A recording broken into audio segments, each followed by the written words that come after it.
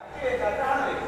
ಆದ್ರಿಂದ ಧರ್ಮ ಕೆಲಸ ಮಾಡಬೇಕಾದ್ರೂ ಕೂಡ ಅದಕ್ಕೆ ಹಣ ಬೇಕು ಅಂತ ಇಂದ್ರನ ಅವತಾರ ಪುರುಷನಾದಂತಹ ಅರ್ಜುನ ಹೇಳ್ತಾರೆ. ಭೀಮಸೇನ ಅಂದ್ರೆ ಏನು ಅಭಿಪ್ರಾಯ? ಅವರು ಸುಮ್ಮನೆ ಕೂತಿದ್ದ. ಭೀಮಸೇನನ ಹತ್ರ ಧರ್ಮರಾಜ ಕೇಳ್ತಾರೆ, ನಿನ್ನ ಅಭಿಪ್ರಾಯ ಕಾಮ ಮುಖ್ಯ ಅಂತ ಹೇಳ್ತಾರೆ. ನಮ್ಮ ಕನ್ನಡದ ಕಾಮ ಅಲ್ಲ, ಕಾಮನೆ.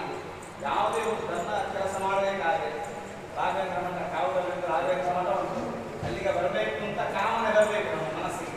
ಆಯ್ತು, ಕಾಮನೆ ಬಂತು, ಇಲ್ಲಿಂದ ಅನ್ನದಾನ ಸೇವೆ ಕೊಡುವ, ದೇವರಿಗೆ ಕಾಣಿಕೆ ಹಾಕುವ ಅಂತ ಹೇಳುವಂತಹ ಕಾಮನೆ ಬರಬೇಕು. ಹಾಗಿದ್ರೆ ಮಾತ್ರ ಧರ್ಮ ಕೆಲಸವು ಮಾಡಬಹುದು. ಆ ಧರ್ಮ ಕೆಲಸಕ್ಕೆ ಬೇಕಾದಂತಹ ಅರ್ಥವನ್ನು ಅಂದರೆ ಹಣವನ್ನು ಕೂಡ ಅಲ್ಲಿ ಕೊಡಬೇಕು. ಇದರಿಂದಾಗಿ ನಾವು ದೇವರ ಕೃಪೆಗೆ ಪಾತ್ರ ಆಗಬಹುದು ಅಂತ ಭೀಮಸೇನ ದೇವರು ಅಂದರೆ ವಾಯುದೇವರ ಅವತಾರವಾದಂತಹ ಭೀಮಸೇನ ದೇವರು ಹೇಳುವಂತಹ ಮಾತು.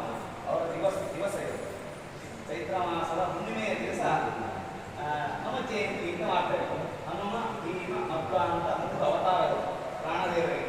ಪ್ರಾಣ ಅಂತ ಹೇಳುವಂಥದ್ದು ಅದು ದೇವರು ಅಂದರೆ ಪರಮಾತ್ಮ.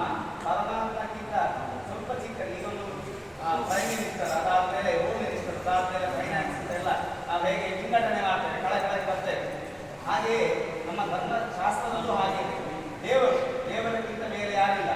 ದೇವರಿಗಿಂತ ಕೆಳಗಿರುವವರು ಲಕ್ಷ್ಮೀದೇವಿ, ಲಕ್ಷ್ಮೀದೇವಿಗಿಂತ ಕೆಳಗಿರುವವರು ಬ್ರಹ್ಮದೇವರು.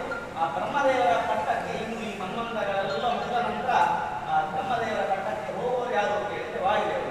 ವಾಯುದೇವರ ಅವತಾರವಾದಂತಹ ಹನುಮತ್ ದೇವರ ಇವತ್ತು ದಿನ ಚೈತ್ರ ಮಾಸದ ಮೊನ್ನೆ ನವಮಿ ದಿವಸ ರಾಮನವಮಿ ಅಂತ ಮಾಡಿದರೆ ಅದು ಗುರುವಾರ ಬಂದಿತ್ತು.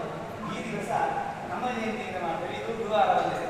ಬೆಳಿಗ್ಗೆ ಹೊತ್ತು ಪ್ರಾಣಮಂತ್ರ ಹೋಮವನ್ನು ನಾವು ಮಾಡಿದ್ದೇವೆ. ಅದು ಕೂಡ ಮಧ್ವಾಚಾರ್ಯ ಕಂಡ 72 ಮಂತ್ರಗಳಲ್ಲಿ ಒಂದಾದಂತಹ ಪ್ರಾಣಮಂತ್ರ ಹೋಮವನ್ನು ಮಾಡಿದ್ದೇವೆ.